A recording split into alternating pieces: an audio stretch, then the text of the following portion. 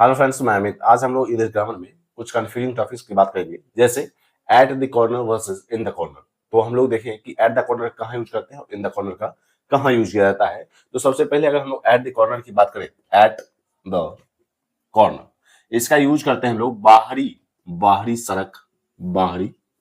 सड़क, भवन या गली के मोड़ के लिए हम लोग एट द कॉर्नर का यूज करते हैं। जैसे हम लोगों ने देखा कि एट द कॉर्नर के यूज हम लोग बाहरी सड़क, गली या भवन के मोड़ के लिए करते हैं। तो एग्जांपल से इसे और समझते हैं। Meet me at the corner of the street means मुझसे गली के मोड़ पर मिलना। या फिर दूसरा एग्जांपल देखेंगे हम लोग, there is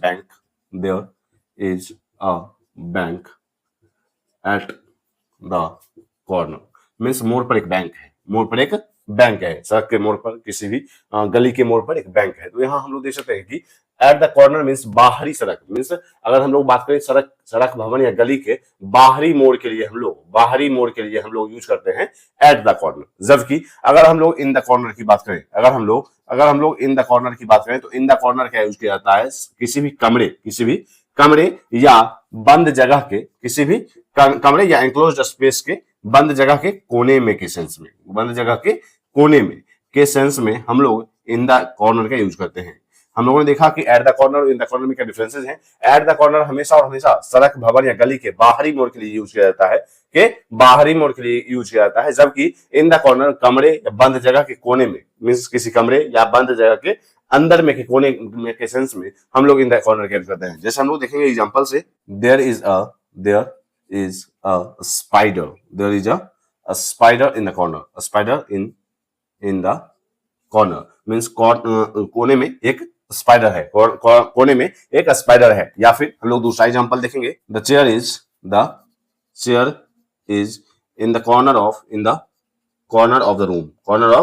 the room means कुर्सी कमरे के कोने में है। तो यहाँ हम लोग देख सकते हैं कि इन द कॉर्नर और एट द कॉर्नर में ये डिफरेंसेस हैं कि किसी भी सड़क, भवन या गली के बाहरी मोड़ के लिए हम लोग एट द कॉर्नर का यूज करते हैं, जबकि किसी कमरे या बंद जगह के कोने में के सेंस में हम लोग इन द कॉर्नर का यूज करते हैं। अब हम लोग देखेंगे इसी का गुड एट, गुड विद और गुड फॉर में क्या डिफरेंसेस हैं। गुड एट की बात करें तो हम लोग जानते हैं कि किसी भी विषय कौशल में आपकी जो कौशलता है उसको दिखाने के लिए हम लोग गुड एट का यूज करते हैं, जबकि गुड विद का यूज करते हैं हम लोग अगर किसी भी जानवर, किसी भी व्यक्ति के साथ अगर आप अच्छा व्यवहार करते हैं, उसको संभालने में आप एक अच्छे से उसे संभाल पाते हैं, तो वहां हम लोग गुड विद का यूज करते हैं। जबकि गुड फॉर आपके बेनिफिट मींस आपके फायदे के लिए, जैसे milk is good for health means दूध स्वास्थ्य के लिए लाभदायक है, तो वहां हम लोग बेनिफिशियल के लिए गुड फॉर का यूज करते हैं।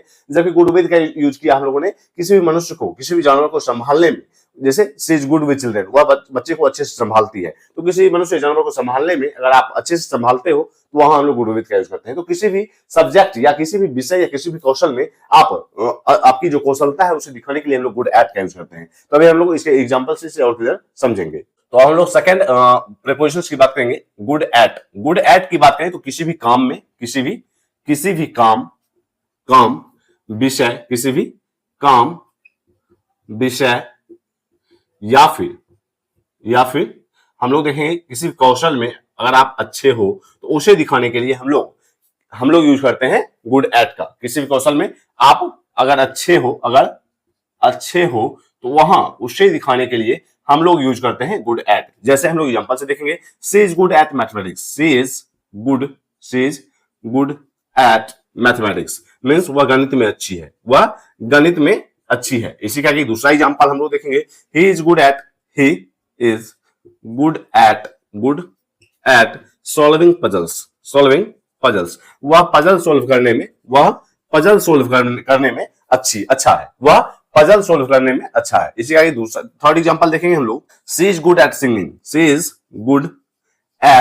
सिंगिंग मीन्स किसी भी विषय में अगर आप अच्छे हो, आप कुशल हो तो आपकी कुशलता को दिखाने के लिए हम लोग गुड एट का यूज करते हैं। आपकी कुशलता को दिखाने के लिए हम लोग गुड एट का यूज करते हैं। इसी का हम लोग गुड विद का यूज करें, गुड विद का यूज कहां होता है, किसी भी जानवर या व्यक्ति को संभालने में अगर आप अच्छे हो तो उसे दिखाने के लिए हम गुड विद का यूज करते हैं। तो हम लोग इसके एग्जांपल्स की बात करेंगे, my father is good with good with computers, with computer means आप, मेरे पापा कंप्यूटर चलाने में अच्छे हैं, कंप्यूटर चलाने में अच्छे हैं। तो हम लोग देख सकते हैं कि किसी भी चीज को, किसी भी व्यक्ति को, किसी भी जानवर को संभालने में अगर आप अच्छे हो तो हम लोग गुड विद का यूज करते हैं। तो हम लोगों ने गुड विद के, अभी हम लोग गुड विद के और भी एग्जांपल्स देखेंगे। तो सबसे पहले अगर हम लोग गुड विद का यूज देखें कि हम लोग इसे यूज कहां करते हैं, तो किसी भी व्यक्ति जानवर या फिर मशीनों को संभालने में अगर कोई व्यक्ति अच्छा है, मशीन को संभालने में अगर आप अच्छे हो तो वहां हम लोग यूज करते हैं गुड विद का। गुड विद संभालने में अच्छा होना, संभालने में अच्छा होना। जैसे हम लोगों ने देखा एग्जांपल से, my father is good with computers means मेरे पापा कंप्यूटर चलाने में अच्छे हैं, कंप्यूटर में अच्छे हैं। इसी का she is good with children, she is good with children means वह बच्चे को अच्छे से संभालती है, वह बच्चों को अच्छे से संभालती है। तो यहां हम लोग देखते हैं किसी भी व्यक्ति, जानवर या मशीन को संभालने में अच्छा होने के सेंस में हम लोग गुड विद का यूज करते हैं। इसी का दूसरा एग्जांपल देखेंगे हम लोग, he is good with animals, he is good with animals, वह जानवरों के साथ अच्छा है मीन्स वह जानवरों को अच्छे से संभाल पाता है। तो वहां हम लोग गुड विद का यूज करते हैं। इसी के आगे अगर हम लोग गुड फॉर का यूज देखें, गुड फॉर का यूज हम लोग कहां करते हैं, गुड फॉर आपके बेनिफिशियल मीन्स आपके बेनिफिट के लिए यूज किया जाता है। जैसे हम लोग देखेंगे एग्जांपल से, milk is good for health, milk is good for health means दूध स्वास्थ्य के लिए लाभदायक है, दूध स्वास्थ्य के लिए अच्छा है, दूध स्वास्थ्य के लिए लाभदायक है। तो वहां हम लोग बेनिफिट्स के लिए हम लोग यूज करते हैं गुड फॉर, बेनिफिट्स के लिए हम लोग यूज करते हैं गुड फॉर, फायदे के लिए हम लोग यूज करते हैं गुड फॉर। और भी एग्जांपल्स देखेंगे हम लोग, exercise is good for everyone means व्यायाम सभी के लिए अच्छा है, लाभदायक है, उपयुक्त है। तो यहां हम लोग देख सकते हैं कि लाभदायक के सेंस में, बेनिफिट के सेंस में हम लोग गुड फॉर का यूज करते हैं। तो अभी हम लोगों ने गुड एट, गुड विद और गुड फॉर के बीच डिफरेंसेस को देखा।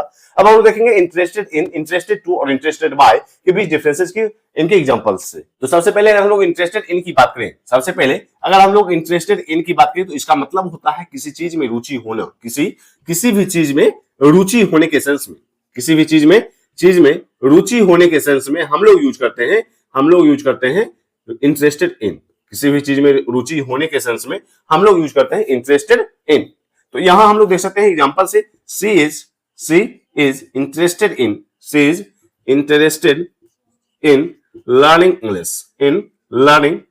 इंग्लिश मीन्स वह अंग्रेजी सीखने में रुचि रखती है, इंटरेस्टेड है। तो यहां हम लोग इंटरेस्टेड इन का यूज करते हैं किसी चीज में रुचि होने के सेंस में। इसी का दूसरा एग्जांपल देखेंगे हम लोग, he is interested in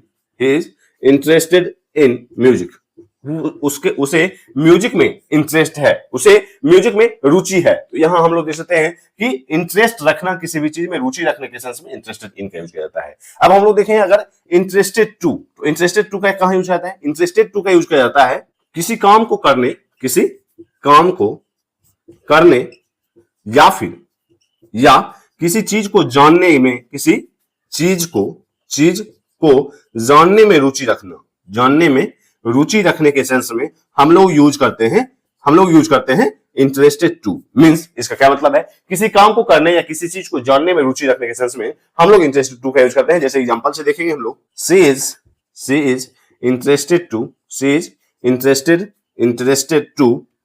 no the truth, सच जानने में रुचि रखता है, वह सच जानने में रुचि रखता है। तो यहां हम लोग देख सकते हैं किसी भी चीज को जानना या किसी काम को करने में रुचि रखने के सेंस में हम लोग इंटरेस्टेड टू का यूज करते हैं। और भी एग्जांपल्स लेंगे हम लोग, they are interested find out what happened, क्या हुआ यह जानने में उनकी रुचि है, क्या हुआ यह जानने में वह रुचि रखते हैं। तो यहां हम लोग देखते हैं किसी भी काम को करने या किसी चीज को जानने में रुचि रखने के सेंस में हम लोग इंटरेस्टेड टू का यूज करते हैं। जबकि इंटरेस्टेड इन, किसी भी चीज में रुचि रखना, जैसे she is interested in learning English, she is interested in music, she is interested in you. तो यहां हम लोग इंटरेस्टेड इन का यूज करते हैं किसी भी चीज में रुचि रखने के सेंस में। अब हम लोग देखेंगे इंटरेस्टेड बाय, इंटरेस्टेड बाय का क्या मतलब होता है, इंटरेस्टेड बाय का मतलब होता है हम इसे यूज करते हैं आकर्षित होने के सेंस में। तो अभी हम लोग इसके एग्जांपल से इसे और क्लियर समझेंगे। जैसे हम लोग एग्जांपल से देखेंगे, I am interested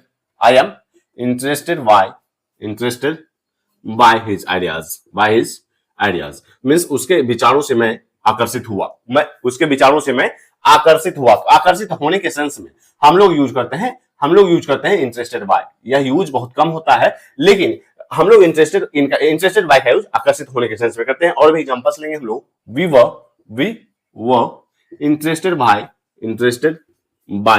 his speech में हम लोग उसके भाषण से प्रभावित हुए।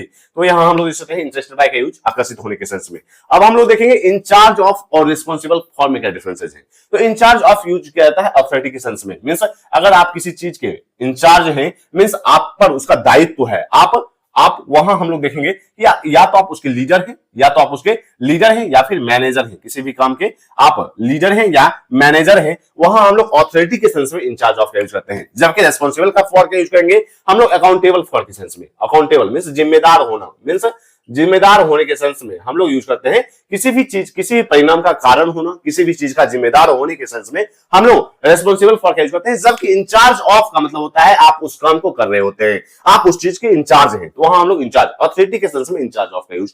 तो हम लोग एग्जांपल से देखेंगे और दोनों के बीच डिफरेंसेस की बात करेंगे। She is incharge of the sales department means वह सेल्स डिपार्टमेंट की इंचार्ज है, वह सेल्स विभाग की इंचार्ज है। तो यहां हम लोग इसमें she is incharge of sales department. तो यहां हम लोग देख सकते हैं कि वह सेल्स विभाग की इंचार्ज है, ऑथोरिटी उसके पास है, वह लीडर है या फिर मैनेजर है। इसके सेंस में हम लोग इंचार्ज ऑफ का यूज करते हैं। और भी एग्जांपल्स लेंगे हम लोग। Teacher is incharge of the students means शिक्षक छात्रों के प्रभारी हैं। यहां हम लोग देख सकते हैं कि प्रभारी होने के सेंस में, अथॉरिटी के सेंस में, लीडर या मैनेजर होने के सेंस में लोग इंचार्ज ऑफ का यूज करते हैं। जबकि रेस्पॉन्सिबल फॉर, अकाउंटेबल फॉर के सेंस में यूज करता है, मींस किसी भी चीज का जिम्मेदार होना, किसी भी परिणाम का कारण होने के सेंस में हम लोग रेस्पॉन्सिबल फॉर का यूज करते हैं। इसके एग्जांपल्स लेंगे हम लोग। Parents are responsible for their children means माता पिता अपने बच्चों के लिए जिम्मेदार होते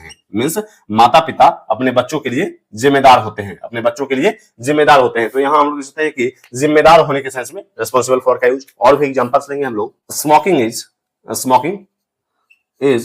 responsible for many diseases means धूम्रपान बहुत सारी बीमारियों का कारण बनती है। तो किसी भी परिणाम का कारण होना, किसी भी चीज का जिम्मेदार होने के सेंस में रिस्पॉन्सिबल फॉर। जबकि इंचार्ज ऑफ, अथॉरिटी या लीडर या मैनेजर के सेंस में हम लोग यूज करते हैं। तो अभी उन्होंने at the corner, in the corner, good at, good with, good for, interested in, interested to, interested by, इसी का इंचार्ज ऑफ और रिस्पॉन्सिबल फॉर के बीच डिफरेंसेस की बात की हम लोगों ने, इनके एग्जांपल्स की बात की। तो आज तक इतना ही, मिलते हैं कल। अगर आपने इंग्लिश ग्रामर हमें सब्सक्राइब किया, सब्सक्राइब करें। इससे भी इंपॉर्टेंट आप सब्सक्राइब करेंगे। तो बाय।